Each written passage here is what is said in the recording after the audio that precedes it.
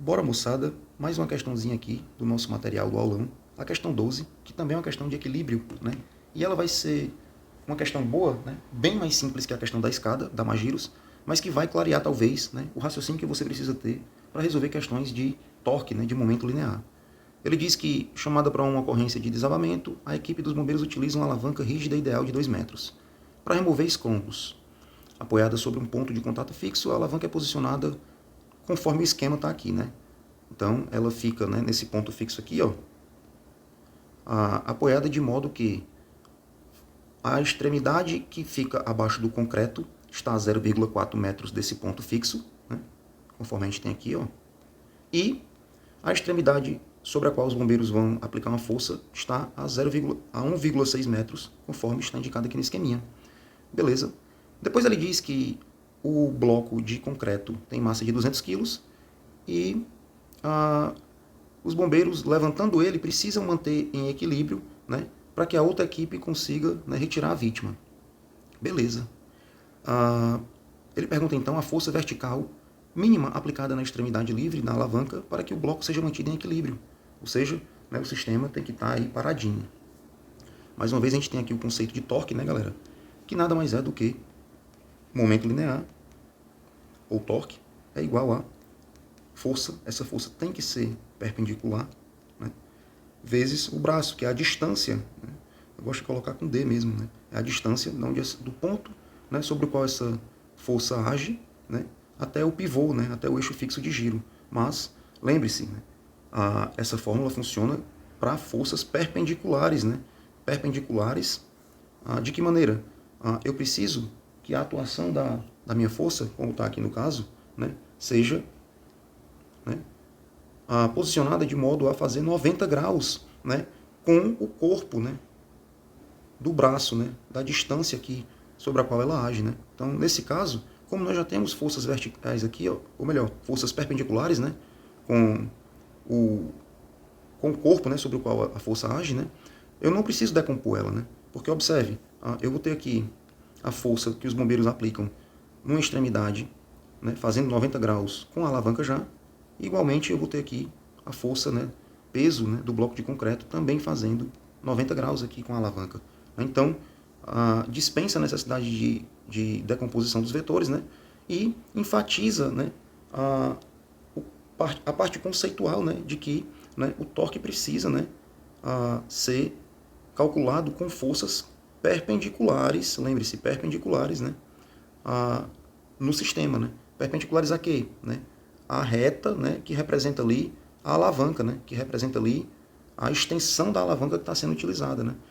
Na questão lá da escada, você pode ver o vídeo aí, né, nós tínhamos mais ou menos um sistema assim, né, que girava, né, em torno, né, de um eixo fixo aqui, e o peso, né, que nós usamos dos bombeiros lá, né, apontando para baixo aqui, bem como o peso da escada, né, e o peso da cabine, né, eram as forças que agiam no sistema.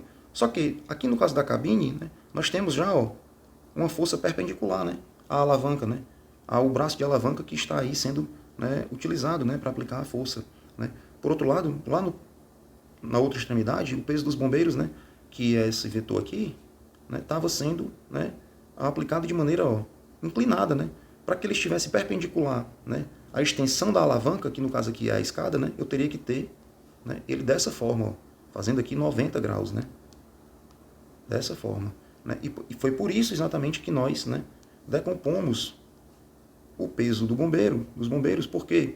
Porque somente essa componente perpendicular é que estava, né, contribuindo para o torque, né, somente ela estava contribuindo para o torque, porque, né, a outra componente está paralela, né, ao corpo da alavanca aqui, né, e a definição de torque diz que só forças perpendiculares, né, ao corpo da alavanca é que realizam torque, né, ou momento linear. Tá? Então, ó, aqui nós temos uma componente vertical. Quando eu decompus o peso da escada, né, eu também encontrei uma componente que faz 90 graus aqui com o corpo da escada, só ela age fazendo torque, né, e essas que são paralelas, né, estão na realidade, né, a 0 grau, né, então paralelas ao corpo da escada, e não contribuindo assim, né, para o giro, né, do corpo. Por quê? Porque para fazer girar eu preciso, né, justamente, né, apontar para o sentido anti-horário ou horário, né?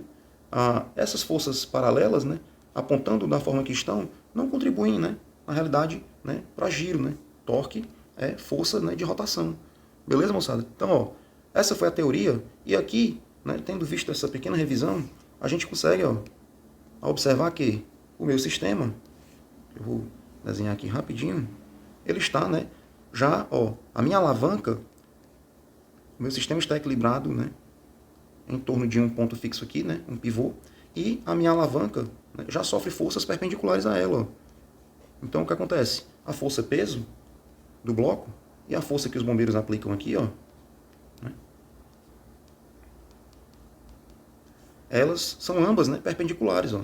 Posso até representar aqui já mais embaixo, para que fique claro o ângulo reto. Né. Lembre-se que você pode, né, movimentar um vetor, né, à vontade, aí, desde que você não mude seu módulo de direção e sentido. Né. Então, aqui eu tenho um ângulo de 90 graus, né, na mesma forma aqui, ó, no peso do bloco. Então, considerando que o sistema está em equilíbrio, todos os torques anti-horários anulam os torques horários. Né. Então, eu tenho o quê?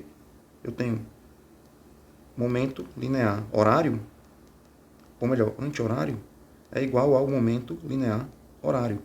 O que é momento linear ao torque, né? Pela matemática aqui, ó, força perpendicular vezes a distância, né? Então aqui eu vou ter o quê? Força que o bombeiro faz, vezes qual é a distância? 1,6, né? Do ponto, né, do pivô, né? Do eixo de giro, né? E aqui, 0,4. Então, força dos bombeiros vezes 1,6 vai ser igual a força peso, né? Aqui, ó, vou até escrever aqui, força peso do bloco, né? Que é o quê? Ora, o bloco pesa 200 kg, né? Então tem massa vezes gravidade vezes a distância, né? 0,4. Vou usar esse 10 aqui, ó, para tirar essa vírgula desse 4. 10 vezes 0,4 vai dar 4, né? Vou multiplicar os dois lados por 10 para tirar essa vírgula do 16, né? Então eu volto aqui para 40, multipliquei por 10 e aqui eu apago essa vírgula, né? 1,6 vezes 10 dá 16. E agora eu fico com força dos bombeiros, 200 vezes 40 sobre 16. Né? Vamos lá. Esse 40 é ou não é 4 vezes 10? É. E 4 por 16 dá 4. 200 por 4, 50. 50 vezes 10, 500 newtons. Beleza, moçada? É isso aí, vamos que vamos.